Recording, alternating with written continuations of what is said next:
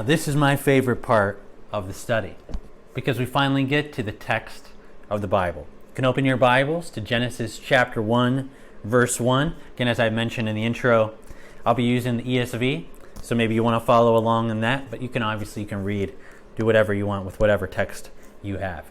But Genesis 1, verse 1. Let's listen to the opening of the Bible. In the beginning, God created the heavens and the earth.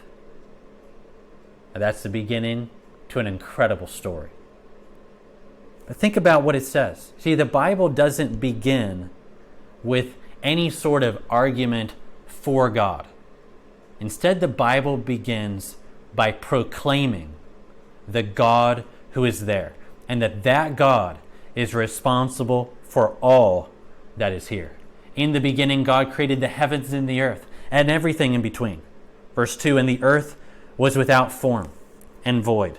Darkness was over the face of the deep, and the Spirit of God was hovering over the face of the waters. It's kind of mysterious, but this God has a spirit who's hovering over this chaos and these waters. And in verse 3, and God said, let there be light.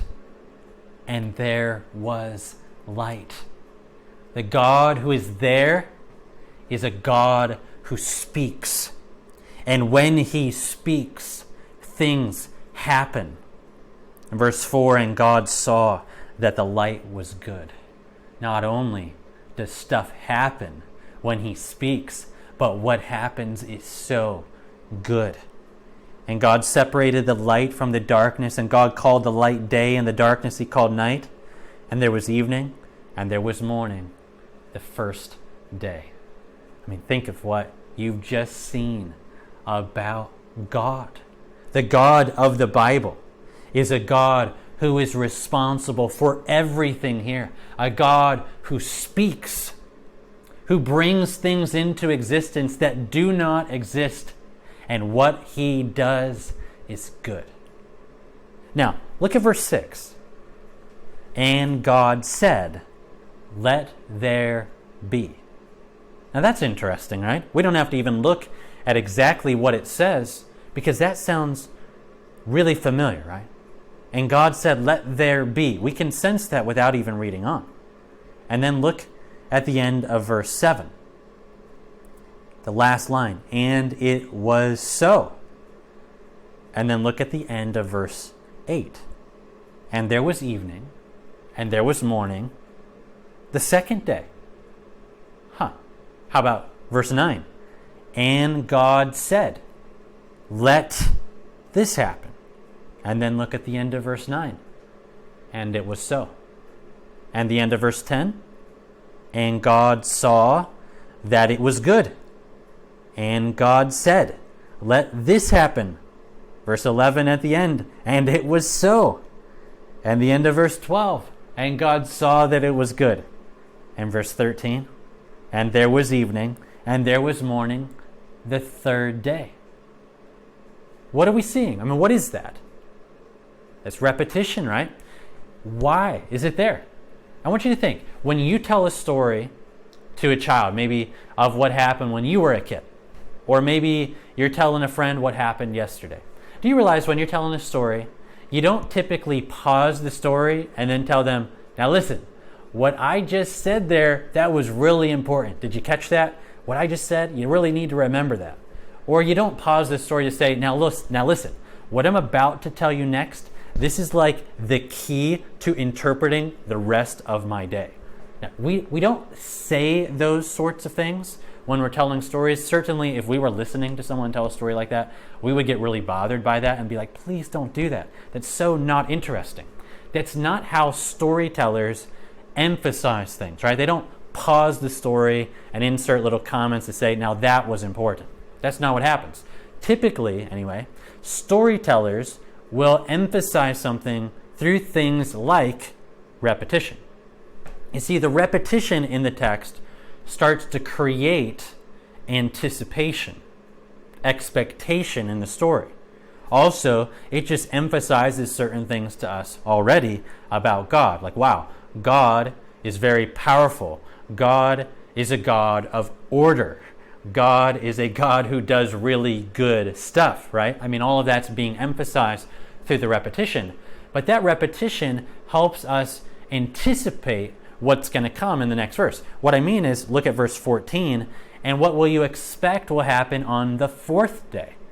It'll say something like, and God said, let this happen, and it'll probably say after that, and it was so, and it'll probably say after that, that God saw that it was good, and it'll probably say after that, that there was evening and there was morning the fourth day. And you'll find all of that. And then you'll come to the fifth day in verse 20, and you'll say, well, it'll probably say this and this and this and this, and all of that happens. Because the repetition builds this expectation, this anticipation. Now, of course, we're not going to be able to go through everything in the text in great detail, but if you'll go back and you'll look through these days, one author, I think Jim Hamilton helped me out on this one, he said that the first 3 days of creation are kind of like God creating this blank canvas. And then days 4 through 6 are like God, the beautiful master artist, filling in the canvas with life everywhere. And you could go back and you could think of it that way. Like God creates the sky, but then God fills it up with lights. Or God creates the land, but then on days 4 through 6, God fills it with life. God creates the sea, but then God fills it with life. But I want to point out the beginning of the 6th day. Look at verse 24. And God said, let the earth bring forth living creatures. And then at the end of verse 24, and it was so. And then the end of verse 25, and God saw that it was good. And then we might expect it to say, and there was evening and there was morning, the 6th day. But it doesn't say that. Look at verse 26. Then God said, let us. Now pause right there. Already you can tell that that must be really important. Do you know how? Because of the break in the pattern. Did you notice it? This is the first time it says, then God said, let us do something. You see? All of the repetition in the text created anticipation, expectation, but now the break in the pattern grabs our attention, draws us in, so we want to see, wait, what is God about to do? I mean, after all, he's saying, let us do something. And we might have questions about that, like what exactly does that communicate? When God says, let us, I mean, who else is there for him to talk to when he says, let us? But at least we could say this is like God taking counsel with himself about what he is going to do next. And as readers, we must be like, that must be really significant for the God who just is doing all of these things one day after another to pause and kind of take counsel about what he's going to do next. I mean, what is he going to do? Look at verse 26 again. Then God said, let us make man in our image, after our likeness, and let them have dominion over the fish of the sea and the birds of the heavens and the livestock and over all the earth and over every creeping thing that creeps on the earth. So God created man in his own image. In the image of God, he created him, male and female. He created them. And God blessed them. And God said to them, be fruitful and multiply and fill the earth and subdue it and have dominion over all of these things. See, everything in the story leads us to the 6th day when God says, let us make man. And what is the crowning jewel of all that God makes? Where does the author drive us to? I want you to see this is the climax of creation. It's when God says, let us make human beings. what is it about human beings that is so significant then? And what is it about us that sets us apart from everything? The author told you. The author emphasized it by repeating it 3 times. What did the author say? Human beings, unlike anything else in all of creation, are made in the image of God, right? Let us make man in our image. So God created man in his own image. In the image of God, he created him, male and female, he created them. 3 times. 3 times, God says, or the text says, man is in the image of God. And this is the thing that sets human beings apart from everything else in creation. God stamps his own image on us. Now that might get us to ask, well, what does that mean? To be in the image of God. And there have been lots of good discussions about that. You may have some ideas. Say, well, I can see that God speaks and we speak. Maybe communication, relationship. Maybe these are some of the things involved in the image of God, and maybe they are. Maybe we'll have to read and let the story fill out what it means, or what we're supposed to think, that we're in God's image. But for right now, I would say look at the text carefully, and did you notice what is said right after God says, let us make man in our image? Look back at verse 26. Let us make man in our image, after our likeness. And the very next thing that the text says is, and let them have dominion over the fish of the sea and over all the things that God has made. There is something, at least, about the image of God, about us being in God's image, that has to do with us ruling and having dominion over everything else that God has made. See, God is the creator, so he is like the king over all things.